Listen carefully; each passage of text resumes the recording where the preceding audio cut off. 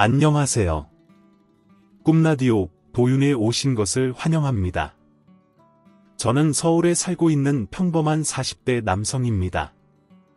얼마 전에 기적 같은 일이 있었는데 아내가 사연을 보내보라고 해서 몇 자 적어봅니다. 좋은 인연이 된 그 사람들과의 인연이 계속 이어지기를 바라는 마음을 담아보겠습니다. 20대 후반, 사회 초년생으로서 모든 것에 열정이 넘쳤고 모든 게 서툴렀습니다.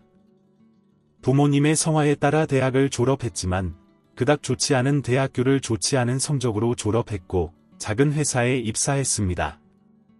종이컵이나 배달 용기 같은 일회용품을 제작해서 납품하던 회사였고 직원은 15명도 되지 않았습니다. 저는 그 중에서도 영업팀의 막내였습니다. 영업팀은 총 4명이 있었는데 부장님, 과장님, 대리님, 그리고 계약직 사원인 제가 있었습니다. 첫 회사는 제 생각과 많이 달랐습니다. 술을 정말 매일 마셨고 회사 사람들 대부분이 담배를 정말 많이 피웠습니다. 부장님한테는 항상 담배 냄새가 진동할 정도였습니다. 첫 한 달 동안은 팀 배치도 안 해줬습니다. 그냥 이 팀 저 팀 다니면서 복사하고 쓰레기통 비우고 정수기 물통 갈아놓고 식물들 물 주고 그런 잡일만 계속했습니다. 그래서 처음 영업팀 발령받고 저는 마냥 좋기만 했습니다.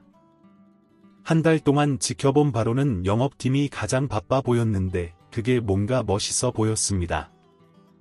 출장도 가끔 가고 외근도 많이 나가고 전화도 많이 받으니까 그게 멋져 보였습니다. 그런데 회사에서 제 또래였던 회계팀 여자 직원이 제가 탕비실에 있는데 쫓아오더니 저를 친근하게 바라보았습니다. 왜요? 기준씨 안타까워서 어떡해요? 네, 왜요? 영업팀 발령받았다면서요? 황 부장님 진짜 장난 아닌데 황 부장님이 왜요? 무서우신가요? 차라리 무서운 게 낫죠. 진짜 말도 안 되는 고집불통에 괴롭힘도 엄청 심하대요. 선배들 말로는 지금까지 영업팀에 들어간 신입들이 6개월 버티는 걸 못 봤다지 뭐예요? 진짜요? 그래도 되는 거예요? 사장님이 아시면. 소문으로는 사장님이랑 친인척 관계라는 말이 있어요. 이건 진짜 비밀이에요. 아시겠죠? 네, 알려줘서 고맙습니다. 그때까지만 해도 괴롭히면 얼마나 괴롭히려나, 내가 잘하면 되겠지 하는 마음이었습니다. 그런데 그건 저의 섣부른 판단이었습니다. 말로만 듣던 황 부장이라는 사람은 생각보다 더 악질이었습니다. 진짜 말도 안 되는 일들을 시키면서 저를 못 잡아먹어서 안달이 났더라고요. 저랑 특별히 부딪힌 적도 없었고 제가 뭘 잘못하지도 않았는데 말이죠. 그냥 저를 스트레스 푸는 용으로 부려먹었던 것 같습니다. 회사에 있는 동안 진짜 많은 일들이 있었는데 그 중에서도 굳이 몇 가지를 꼽자면 이런 것들이 있었습니다. 출근했는데 걸레 2개를 던지더니 주차장에 있는 자기 차를 세차하라고 했습니다. 진짜 어떻게 차가 그렇게 더러울 수 있는지 그날 땀을 바가지로 흘리며 황 부장의 차를 박박 닦았습니다. 또 어느 날은 야근 중에 황 부장이 자식 학원 마칠 시간이 다 됐다며 부인이 친구들 만나러 갔다면서 저에게 그 애를 집까지 데려다 주라고 시켰습니다. 또 하루는 본인 속옷을 사야 하는데 시간이 없다며 저에게 사오라고 시킨 적도 있었습니다. 이외에도 어깨 주물러라, 담배 사와라 하는 심부름들은 셀 수 없이 많았습니다. 이런 사회 경험이 처음이었던 저는 뭔가 이상하다는 걸 느꼈지만 그냥 시키는 대로 했습니다. 그때는 이 회사에서 잘리면 오갈 데가 없어서 큰일이 날 것 같았고 실패자가 될 것 같았거든요. 그나마 버틸 수 있었던 건 같은 팀의 과장님 덕분이었습니다. 과장님은 황 부장과 비슷한 또래로 보였는데 과장님도 황 부장의 괴롭힘에는 어쩔 수 없었습니다. 황 부장은 자존심을 건드리는 모진 말들도 아무렇지 않게 내뱉었습니다. 하지만 과장님은 눈 하나 깜짝하지 않았습니다. 가끔은 제가 실수해서 부장님한테 혼나고 있으면 자신이 잘못 알려준 거라며 저를 감싸주기도 하셨습니다. 아마 그래서 황 부장이 과장님을 더 싫어했던 것 같습니다. 과장님은 제가 황 부장에게 혼나거나 말도 안 되는 요구를 들을 때마다 저를 위로해 주셨습니다. 많이 힘들지? 네, 진짜 황 부장님 너무하십니다. 부장님이 거래처에 잘못 전화했으면서 저한테 뒤집어 씌우고 사과하게 하시더라고요. 그 양반 원래 그래, 다 제멋대로야. 과장님은 화 안 나세요? 부장님이 일도 잘 안 하고 맨날 화만 내는데. 화나지. 그래서 나 곧 그만두려고. 네? 진짜요? 너한테만 말하는 거니까 아직 소문내면 안 된다. 우리 애가 이제 중학교 올라가거든. 미술을 참 잘해서 학원 보내고 싶은데, 알잖아. 이 코딱지만한 회사에서 받는 월급으로는 힘들어서 퇴직금 가지고 뭐 좀 해보려고. 과장님 나가시면 저 정말 과장님 덕분에 여기서 1년 버텼는데요. 나는 이 회사에서만 거의 10년을 버텼다. 버티다가 안 되겠으면 찾아와. 내가 자리 하나 만들어 줄게. 말씀만으로도 감사합니다. 과장님은 제가 회사 생활을 하기 전 생각했던 이상적인 상사의 모습이었습니다. 인자한 웃음에 중후한 멋이 있는 그런 어른이었죠. 과장님이 떠나신다니 아쉬운 마음이 컸습니다. 과장님은 한 달 뒤에 정말 회사를 그만두셨습니다. 마지막 날까지 황 부장이 과장님을 쥐 잡듯이 잡았던 걸 생각하면 아직도 속이 타들어갑니다. 저는 계속 황 부장 밑에서 갈굼을 당하며 버티고 버텼습니다. 그러니 어느새 그 회사에 몸담은 지 3년이 되었더라고요. 매 순간 때려치우고 싶은 마음은 굴뚝 같았지만 버틸 수밖에 없었습니다. 처음엔 사회의 낙오자가 될까봐 버티던 직장이었지만 나중엔 그보다 더 중요한 일이 생기게 되었습니다. 바로 사랑하는 여자친구 때문이었습니다. 앞에서 말씀드린 회계팀 여자 직원 있죠. 그분과 인연이 좋게 되어 만남을 이어가게 되었습니다. 황 부장 욕을 하면서 많이 가까워졌었죠. 그리고 제가 입사 3년차 되던 해에 결혼 이야기가 오가고 있었고 부모님께 인사도 드리면서 본격적으로 상견례 날을 잡고 웨딩 플래너도 알아보고 있었던 때였습니다. 그러기에 더욱 회사를 그만둘 수 없었고 버티는 것만이 답이라고 생각했습니다. 제 인생에서 많이 중요한 시점이었던 그때 정말 말도 안 되는 일이 일어났습니다. 이게 대체 어떻게 된 거야? 막 출근해서 업무 시작하려던 그때 사장님께서 사장실에서 나오며 소리를 지르시는 게 아니겠습니까? 이게 대체 무슨 일인가 싶어서 직원들은 일동 사장님을 주목했죠. 영업팀 당장 내 방으로 따라와. 무슨 일인지 영문도 모른 채 사장실로 가는데 그때 황 부장이 제 옆을 지나면서 중얼거리더라고요. 진짜 걸렸네. 뭘 걸렸다는 거지? 뭘 잘못한 건가? 영문도 모르고 뒤를 쫓았습니다. 사장실에 들어가니 사장님이 책상 위에 영수증을 던지시더라고요.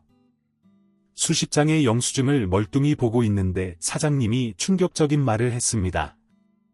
5천만 원 지금 누굴 바보로 알아? 이런 코딱지만한 회사에서 어떻게 거래처들 선물 명목으로 1년에 5천만 원을 써? 그동안 거래처랑 미팅 한답시고 비싼 술 처먹는 거 봐줬더니 니들 내가 우스워? 황 부장 입이 있으면 말을 해봐. 내가 우습나? 내가 당신 매형되는 사람이니까 회사 생활 막 해도 될 것 같아. 그동안 눈 감아준 것만 몇 번인 줄 알아. 황 부장이 사장님과 가족이라는 건 소문으로 들어서 짐작은 하고 있었지만 직접 들으니 왜인지 좀 더 놀라웠습니다. 그래서 그동안 떵떵거리며 일도 막 했구나 싶기도 했고요. 그런데 그동안 화 한 번 내신 적 없던 사장님이 호통을 치니까 천하의 황 부장도 그 앞에서 꾀죄죄하게 어쩔 줄을 몰라 하더라고요. 사장님이 계속 말하라고 다그치니까 황 부장은 눈치를 슬슬 보며 입을 열었습니다. 사장님, 그게 저희 법인카드 박희준 사원이 관리하고 있습니다. 영수증들 내역 보니까 저는 정말 모르는 일이고 박기준 사원이 멋대로 사용한 것 같은데 정말 죄송합니다. 모두 제 불찰입니다. 너무 놀라서 입이 떡 벌어지고 아무 말도 할 수 없었습니다. 제가 카드를 관리한다니요. 거래처 미팅 나가서 결제할 때도 어디 막내가 버르장머리 없이 카드를 내미냐며 황 부장이 항상 꼭꼭 지니고 다녔고 저는 카드가 어떻게 생긴지 본 적도 없었습니다. 그런 제가 5천만 원이라는 카드를 그것도 백화점에서 어떻게 긁겠습니까? 진짜 얼토당토 않은 얘기에 이걸 해명을 해야 하는 건가 벙쪄 있는데 사장님은 그걸 믿는 것 같더라고요. 그게 사실이야? 황 부장은 어쩌자고 사원한테 카드를 줘? 이 신입을 대체 뭘 믿고? 죄송합니다. 선물들 잘 고를 수 있다고 해서 맡겼는데 내가 내역 조회를 안 한 게 아니야. 회계팀 시켜서 전부 다 조회해보니까 몇만 원부터 몇백만 원까지 전부 다 명품 매장이던데 거래처에 명품을 바쳤다고? 그게 사실은 제가 박기준 사원 평판 생각해서 진짜 말씀 안 드리려고 했는데 개인적인 목적으로 사용한 것 같습니다. 박규준 사원, 회계팀 이영직 사원하고 사귀는 사이거든요. 아마 둘이 짜고 이영직 사원한테 선물을 갖다 바친 건 아닌지 보자 하니 진짜 참을 수가 없어서 저도 소리쳤습니다. 그게 무슨 말입니까? 저 법인카드 어떻게 생겼는지도 모르고 단 한 번도 사용한 적 없습니다. 다 거짓말이에요. 사장님, 황 부장님 저한테 왜 그러세요? 제가 얼굴까지 달아오르며 열을 내는데 황 부장은 한술 더 뜨더군요. 내영, 저 아시잖아요. 저희 집사람한테도 명품 한 번 사준 적이 없어서 미안해 죽겠는데 제가 어떻게 그런 명품 매장에 가겠어요? 저 그렇게 배포 큰 놈 아닙니다. 내영, 회사가 잘 돼야 저도 잘 되는 건데 제가 왜 그런 멍청한 짓을 하겠어요? 저 착한 놈은 아니지만 거짓말은 절대 안 해요. 내영, 황 부장이 사장님한테 매영매영거리며 강아지 눈으로 울먹거리는 걸 보니 진짜 구역질이 나더라고요. 그 밥에 그 나물이라고 사장님은 또 고민하는 겁니다. 이게 진짜인지 아닌지 헷갈리는 것처럼요. 억울해서 눈물이 나올 것 같았습니다. 사장님, 저 정말 아니에요. 이건 말도 안 돼요. 진짜 저 절대 그런 적 없습니다. 제발 믿어주세요. 일단 다 나가 있어. 내가 다시 부를 테니까. 억울해서 미칠 것 같았습니다. 자리로 돌아가 앉아서 머리를 벅벅 긁고 있는데 황 부장이 제 옆에 슬쩍 오더니 속삭이더라고요. 사장님이 너를 믿겠냐? 나를 믿겠냐? 그 말에 속이 부글부글 끓어서 황 부장 뒤통수를 노려보는데 갑자기 회계팀에 있는 제 여자친구가 사장실에 불려갔습니다. 10여 분이 흐르고 사장실에서 나온 여자친구의 얼굴이 혼란스러워 보였습니다. 그러더니 저를 힐끗 쳐다보고는 자리에 앉는 겁니다. 그때 확신했습니다. 사장은 결국 황 부장의 말을 믿기로 했구나. 그리고 동시에 두려움이 밀려왔습니다. 나는 이제 어떻게 되는 걸까? 설마 그 돈을 다 물어내라고 하는 건 아니겠지? 그렇게 큰 돈이면 정말 사랑하는 여자친구한테 썼다고 생각한다면 이건 횡령인 건데 날 고소하는 건 아니겠지? 설마 회사에서 잘리진 않겠지? 진짜 그날 퇴근할 때까지 밥도 안 먹고 별 생각을 다 했습니다. 너무 스트레스 받고 이 상황을 어떻게 처리해야 하나 싶고 답답하기만 하더라고요. 퇴근 후 저는 여자친구와 회사 근처 카페에서 만났습니다. 먼저 퇴근한 제가 가서 기다리고 있으니 곧 여자친구가 왔습니다. 영주야, 왔어? 뭐야? 대체 뭐가? 우리 만나는 거 회사 사람들 다 알게 됐어. 어차피 공개할 거였잖아. 곧 결혼하니까 결혼. 나랑 진짜 결혼할 생각은 있는 거야? 그럼 그런 행동하면 안 됐지? 무슨 행동? 몰라서 물어? 나 사장님한테 다 들었어. 개인적으로 명품 엄청 샀다며. 나한테 그거 다 어딨냐고 묻더라. 나 참 어이가 없어서 그거 다 누구 갖다 줬냐고. 무슨 말이야? 너 설마 사장 말을 믿는 거야? 정말 내가 그런 짓을 했을 것 같아? 그건 나도 모르지.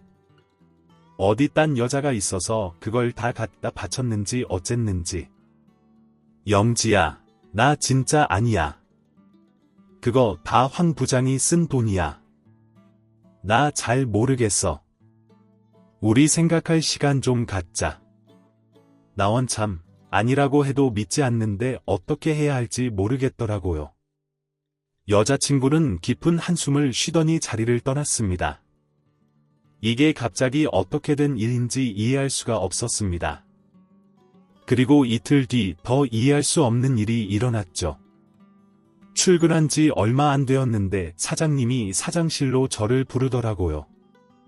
또 무슨 일인가 무서워서 황 부장을 힐끔 보니 기분 나쁘게 콧노래를 흥얼거렸고 여자친구는 제 쪽으로 눈길도 주지 않았습니다. 네, 부르셨어요, 사장님. 박희준 사원.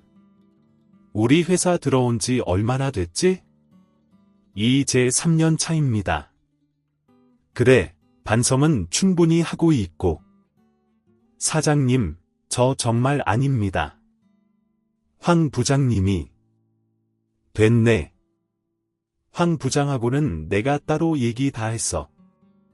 그건 뭐 더 말할 것도 없고 그만 사직서 써.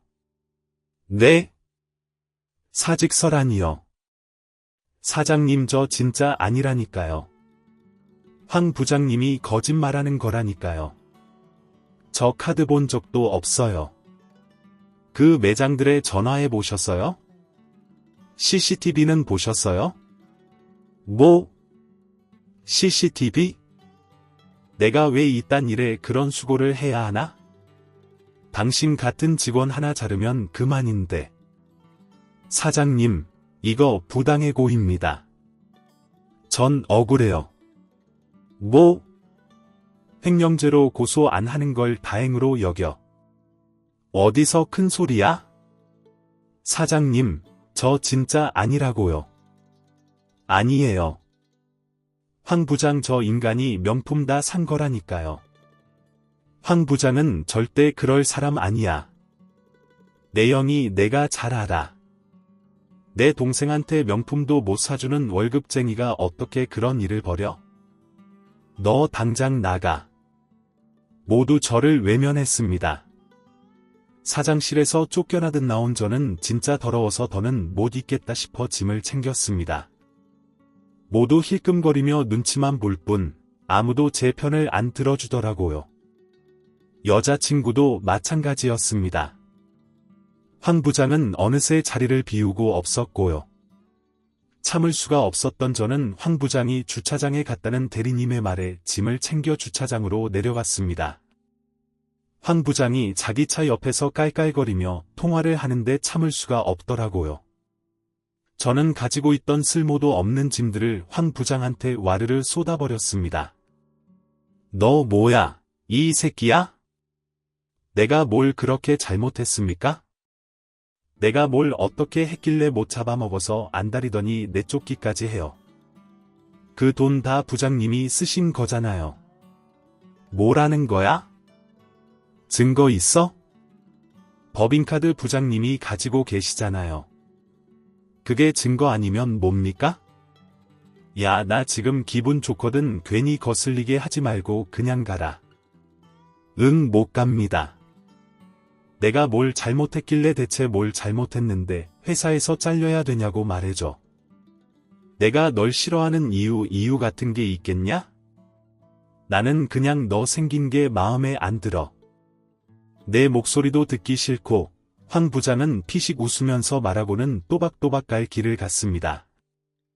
그런 말은 태어나서 처음 들어봤습니다.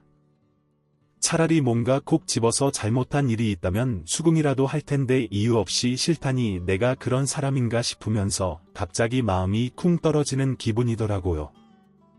집까지 어떻게 갔는지 모르겠습니다. 어머니가 왜 집에 왔냐고 하시더라고요.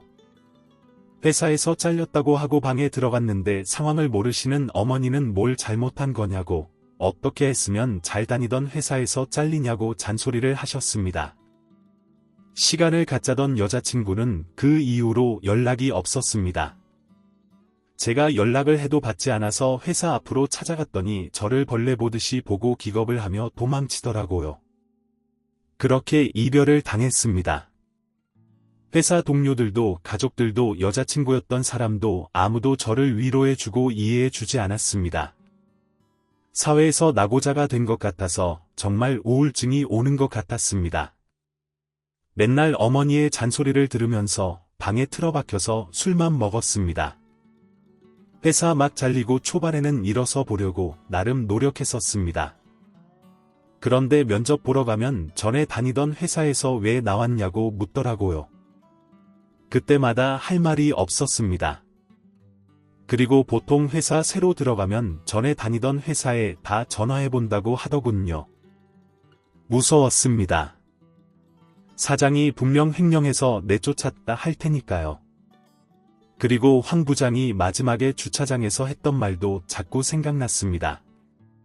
이유 없이 싫다니 사람들한테 내가 그런 존재인 건가 하는 생각이 들면서 너무 우울하더라고요. 그래서 방에서 나가지 않았습니다. 그렇게 방구석에서만 보낸 시간이 무려 6개월이었습니다. 그때 저를 구제해준 게 바로 예전에 회사에 같이 다니던 과장님이셨습니다. 그날도 어김없이 이른 저녁부터 방에서 소주병 까고 있었는데 과장님한테 전화가 오는 겁니다. 저 2년차 때 회사 나가시고 이후로 명절 때나 연락 몇 번 주고받은 게 전부였거든요. 그래서 처음엔 잘못 거신 건가 싶었습니다. 여보세요, 기준아 잘 지내냐? 네 과장님 언제쯤 과장님이야 목소리 안 좋네. 나와라. 소주 한잔 하자. 네 저 과장님 제가 오늘은 좀 그럼 술 말고 고기 먹을까? 내가 너네 동네로 갈게 사실 불편했습니다. 대뜸 소주라뇨. 그럴 기분이 아니라서 적당히 둘러대고 안 나가려고 했는데 과장님이 집요하시더라고요. 그래서 하는 수 없이 과장님을 뵙기로 했습니다. 과장님은 정말 저희 동네까지 오셨고 저희는 삼겹살집에 갔습니다.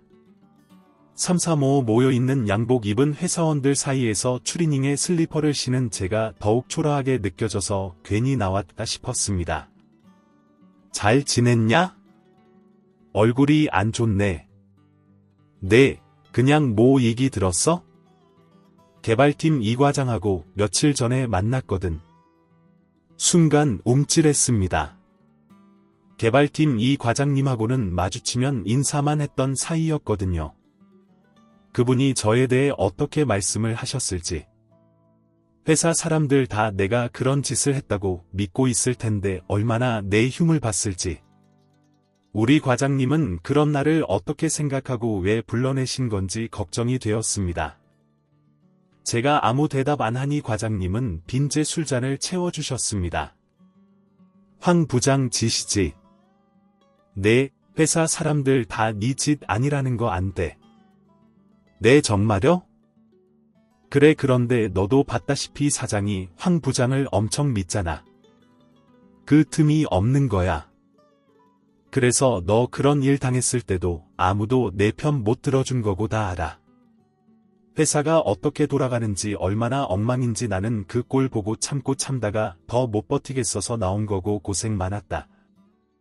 기준아 3년 있었나? 많이 버텼네. 고생했어. 갑자기 울컥하더라고요. 고깃집에 사람들이 그렇게 많은데 창피한 것도 모르고 엉엉 울었습니다. 과장님이 제 등을 토닥여 주시더라고요. 그동안 아무도 위로해 주지 않았습니다. 다들 제가 문제라고 손가락질만 했었죠. 그러니까 정말 내가 문제 있는 사람인 건가 착각이 될 정도였는데 과장님의 위로 한마디에 모든 게 다 사그라들었습니다. 그래서 일자리는 구했고 아니 아직 구하고는 있고 아니요. 그것도 아직 그럼 내 밑에서 일 배워볼래? 어떤 일인데요? 인조 대리석 보수하는 일인데 알지? 싱크대에 쓰는 대리석 우리 외가댁 삼촌이 이런 일 오래 하셨거든. 나이 드시면서 그만두려던 거 내가 받아서 하고 있는데 직원은 없고 그냥 혼자 해. 근데 이거 배워두면 꽤 쓸만해. 이거 전문으로 하는 것도 아직 많이 없고 또 기술이잖아. 배워두면 평생 쓸 수 있고 좋지. 안 그래도 요즘 좀 바빠져서 사람 하나 구할까 했는데 어떻게 같이 해볼래? 내가 예전에 너 자리 하나 만들어주겠다고 약속했잖아. 그거 그냥 한 말 아니다. 진짜 너무 감사해서 몸둘 바를 모르겠다는 말이 딱 맞는 상황이었습니다. 제가 뭐라고 뭘 믿고 같이 일하자고 하시는 건지 그저 감사했죠. 게다가 제가 그쪽 경력자도 아니고 생초보인데 가르쳐주면서 돈도 벌게 해주신다니 과장님이 저를 구해주러 오신 천사처럼 보였습니다. 저는 다음날 미용실 가서 지저분한 머리도 다듬고 수염도 정리하고 새로운 마음가짐으로 과장님의 일터에 나갔습니다. 서울 외곽에 사무실 겸 작업실 겸 창고가 있고 용달차 타고 다니면서 서울이나 근교로 작업을 나갔습니다. 사람이 바깥 생활을 좀 해야 에너지가 도는 건데 제가 너무 집에만 있었는지 단순한 것도 어리버리하게 움직였거든요. 그런데도 과장님은 화 한 번 내지 않으시고 오히려 잘한다며 절 칭찬해 주셨습니다. 칭찬은 고래도 춤추게 한다고 바닥으로 떨어졌던 자신감과 자존감이 과장님 덕분에 많이 올라왔었죠. 6개월 동안 방구석에서 술만 먹었으니 체력도 저질이 되어서 과장님은 번쩍번쩍 드시는 짐들을 저는 낑낑거렸습니다. 그래서 일 끝나고는 운동도 했습니다.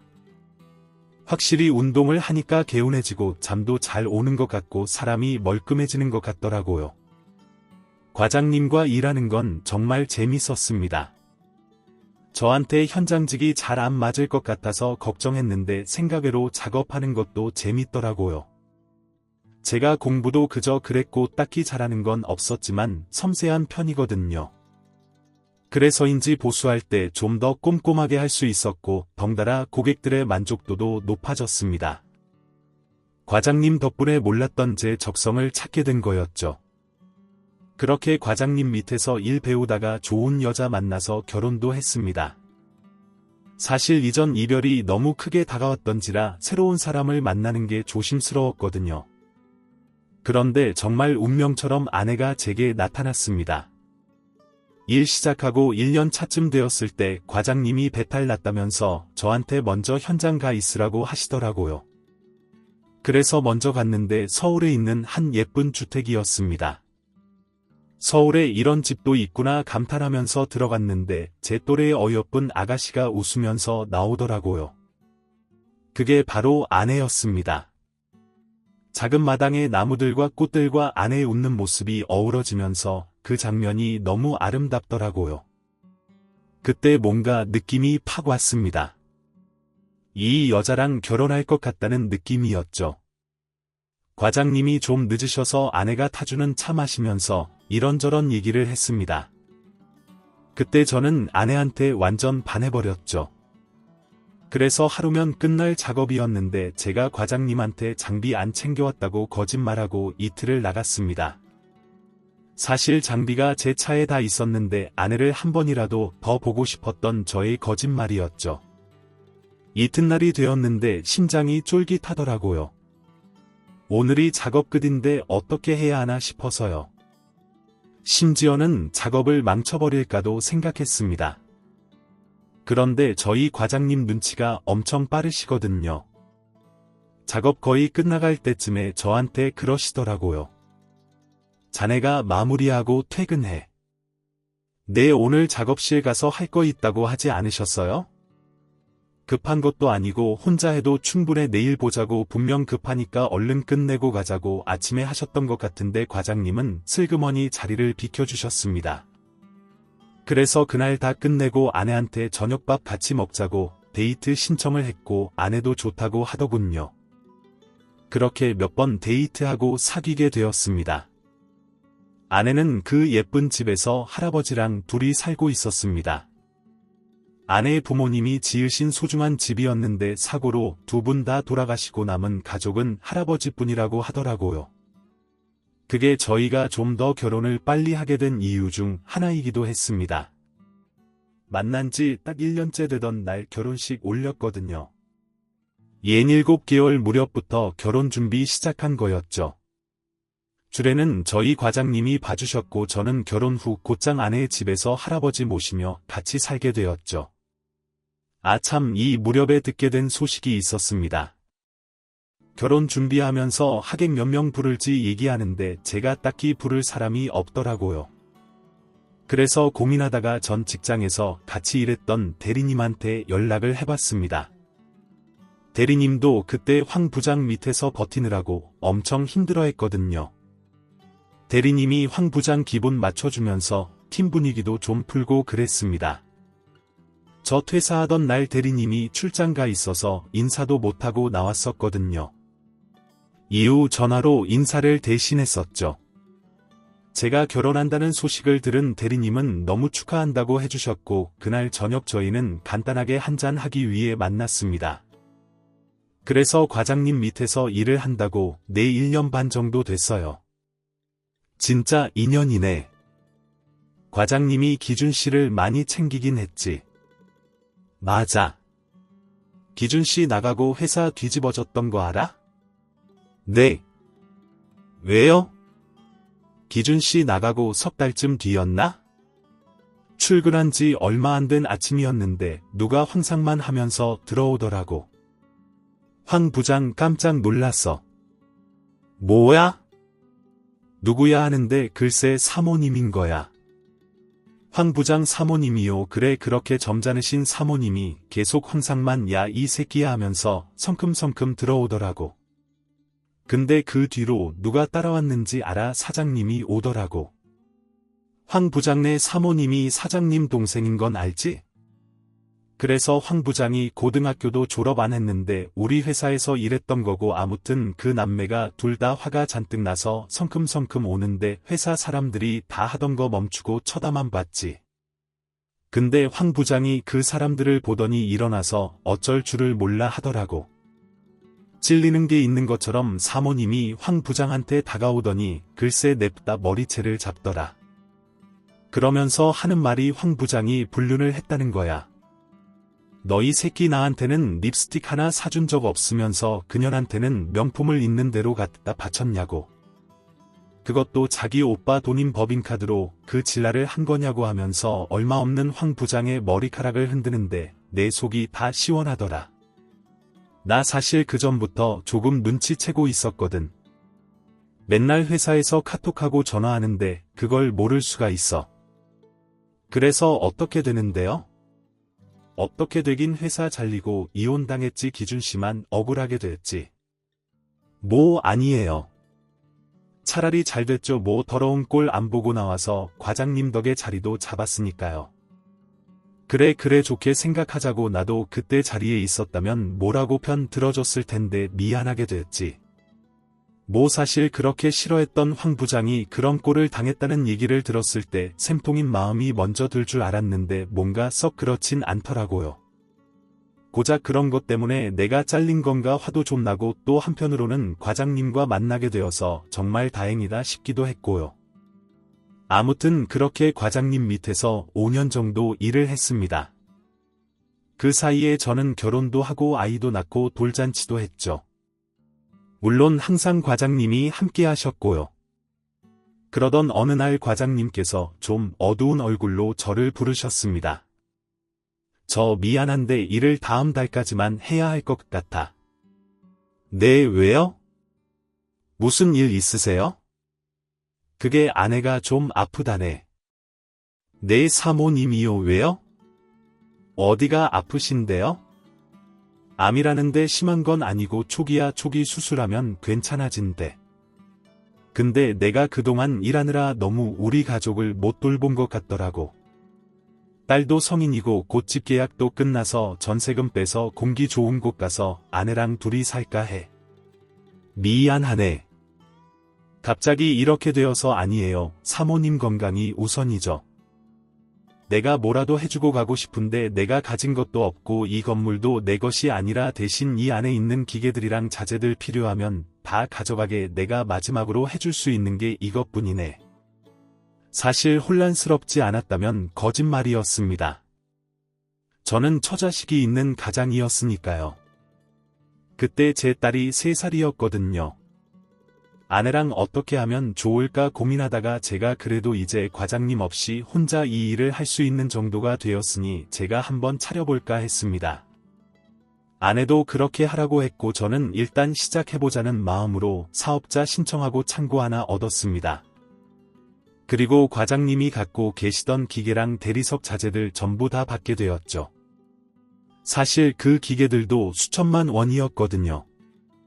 그것만으로도 충분히 감사했는데 과장님이 계속 미안해 하시더라고요. 과장님은 사모님과 강원도로 떠나셨고 떠나시는 길 끝까지 배웅해드리면서 꼭 놀러 가겠다고 연락도 자주 드린다고 약속을 했습니다. 그런데 또 마음처럼 되지가 않더라고요.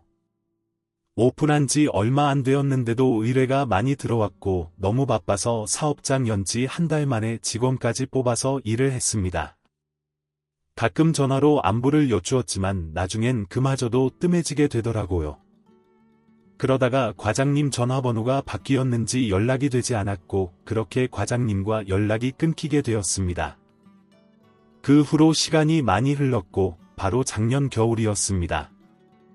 경기권에 일이 잡혀서 용달 끌고 새벽같이 운전해서 가고 있었습니다. 차가 없을 시간이라 차들이 쌩쌩 달리고 있었죠. 저도 열심히 달렸고 신호에 걸려서 정지를 했습니다. 그때였습니다. 뒤에서 쾅 하더니 제 몸이 앞뒤로 들썩였습니다. 저 살면서 교통사고 단 한 번도 난 적이 없었거든요. 너무너무 놀라서 이게 무슨 경우인가 하고 나가봤습니다. 푸식하는 소리가 차 뒤쪽에서 나서 가보니까 제 트럭 뒷부분이 찌그러져 있더라고요. 그런데 더 심각한 건 상대방 차였습니다. 앞 범퍼가 들릴 정도로 세게 받고 연기가 나는 것도 상대방 차더라고요. 제 차는 찌그러졌지만 운행은 할 수 있는 정도였고요.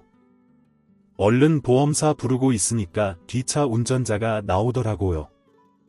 엄청 추운 겨울이었는데 운전석에서 내린 여자는 집에서나 입을 것처럼 생긴 얇은 긴팔 원피스를 하나 입고 차에서 내렸습니다. 머리도 헝클어져 있는 게 집에서 급하게 나온 건가 싶었죠.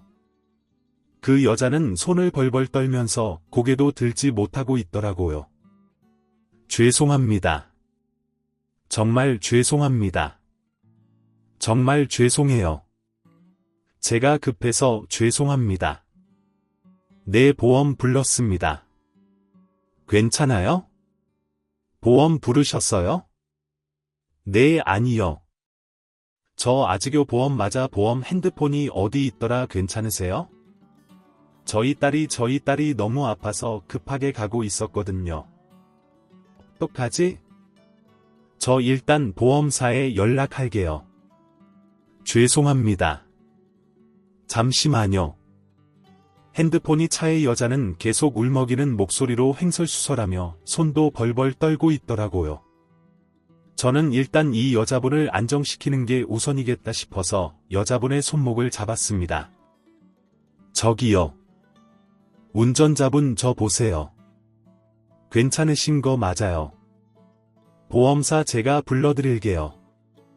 기다려 보세요. 제가 상대방 보험사 전화해서 불러주는데 여자분은 계속 울면서 차량 차 안에 있는 아이를 번갈아 보며 불안해하더라고요. 저도 전화 끊고 아이가 어떤 상태인가 보러 갔는데 아이가 엄청 작더라고요. 돌도 안 되어 보였습니다. 근데 애가 얼굴이 시뻘개서는 열이 펄펄 끓더라고요. 저기요. 애기 병원 가는 길이었어요. 네, 맞아요. 아기가 갑자기 밤부터 열이 나서 차가 이런데 갈 수 있겠어요. 그게 일단 애기 데리고 제 차 타세요. 여기 바로 응급실 있는 병원 있으니까 데려다 드릴게요. 보험사만 오면 바로 출발하게 얼른 타세요. 네, 네. 여자가 그제야 정신이 들었는지 애를 들쳐 업고 제 차로 갔습니다. 곧바로 양쪽 보험사에서 사람이 왔고 저는 상황을 설명하고 급하게 상황 정리하고 차에 올라탔습니다. 여자는 부모님에게 전화해 상황을 알리는 듯 했습니다. 애기 괜찮아요. 얼른 갈 테니까 벨트 단단히 하세요. 감사합니다. 진짜 감사합니다. 남편이 출장 가서 저 혼자 아기랑 있었는데 갑자기 열이 나서 40도 되는 거 보고 제가 정신없이 나왔거든요. 사고 내서 정말 죄송하고 정말 감사합니다. 저도 딸이 있어요. 애 아프면 진짜 심장이 덜컹거리잖아요. 다 알아요. 차 사고야 보험사가 알아서 할 거고 지금은 애기 생각만 하세요. 네, 감사합니다. 저희 셋은 곧 병원에 도착했습니다. 저는 정신이 없는 애기 엄마를 대신해서 애기를 안고 응급실로 달려갔습니다. 그런데 요즘 응급실 한번 가려면 코로나 검사 무조건 해야 하잖아요. 거기서 먼저 검사하고 기다려야 한다고 해서 기다리고 있었습니다. 무슨 아픈 사람이 그렇게 많은지 대기자가 엄청 많았고 한 1시간 대기하고서야 들어갈 수 있었습니다. 간호사가 열 재보더니 바로 의사 선생님 부르더라고요. 의사 선생님이 검사 좀 하시더니 폐렴인 것 같다고 수액 맞고 병실 나오면 바로 입원하자고 하시더라고요. 수액 맞는 것까지 보고서야 저도 아기 엄마도 한시름 놓을 수 있었습니다. 정말 감사합니다. 사례를 어떻게 해야 할지 연락처 알려주시면 제가 어떻게든 사례할게요. 정말 감사합니다. 아이고 사례는요 무슨 그런데 차가 그렇게 망가져서 어떡해요? 그러게요.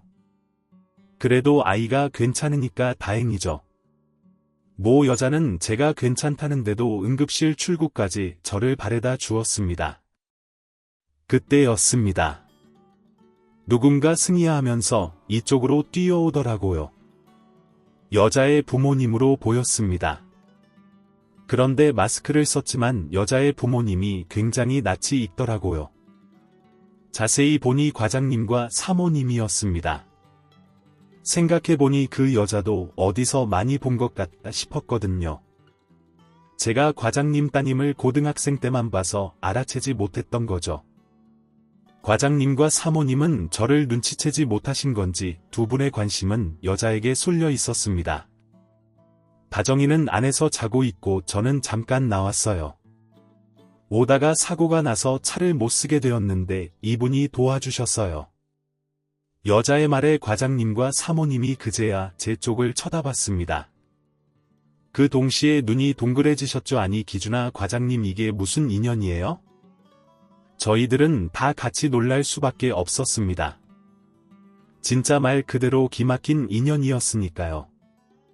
과장님 따님과 사모님은 들어가고 과장님과 저는 병원 벤치에 앉아 이야기를 나누었습니다. 과장님은 강원도에서 사모님과 아주 잘 지내고 계신다고 하더라고요. 그러면서 제 생각도 많이 났다고 하셨습니다.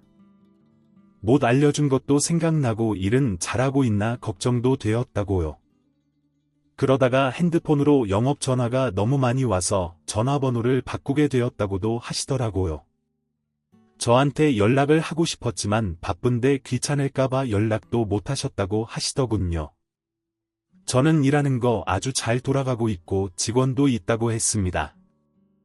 바빠도 과장님 전화는 꼭 받을 테니 연락 자주 하시라고도 말씀드렸죠. 과장님은 장하다면서 옛날처럼 저를 응원해 주셨습니다. 그리고 일단 아기가 아프고 저는 일을 하러 가야 하니 다음을 기약하며 헤어졌죠. 또 이렇게 멀어질까 걱정이 되었던 저는 아내랑 아기가 입원해 있는 병원에 찾아갔습니다. 아기 좋아할 만한 인형이랑 책도 사가고 오랜만에 본 과장님의 따님과도 몇 마디 나누었죠. 남편 출장에서 돌아오기 전까지 엄마랑 아빠가 저희 집에 계신다고 했어요. 필요한 것도 가져다 주시고 저랑 교대로 아이 봐주신다고요? 아마 지금 집에 계실 거예요. 한번 가보세요. 그래 고맙다. 그리고 얼마 안 되지만 이거 받아.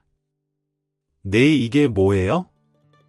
삼촌 아기 병원비 차 고치느라 돈도 많이 나갈 텐데 다정이 병원비에 좀 보태.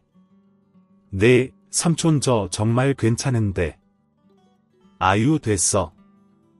내가 과장님한테 받은 게 많아서 주고 싶어서. 그래 다음에 과장님 댁 내려갈 일 있으면 연락해 삼촌이 데려다 줄게. 아기도 같이 네 감사해요. 삼촌. 저는 과장님을 만나서 과장님 따님 댁에 갔습니다. 따님 말대로 과장님이 계시더라고요. 그날 저희는 옛날처럼 삼겹살집에서 소주를 기울이며 긴 이야기를 나누었습니다. 그리고 다시는 연락 끊기지 말자며 과장님의 새 전화번호도 저장해 두고 있지 않게 머릿속으로도 계속 외웠죠. 그 후로 거의 1년이 흘렀습니다.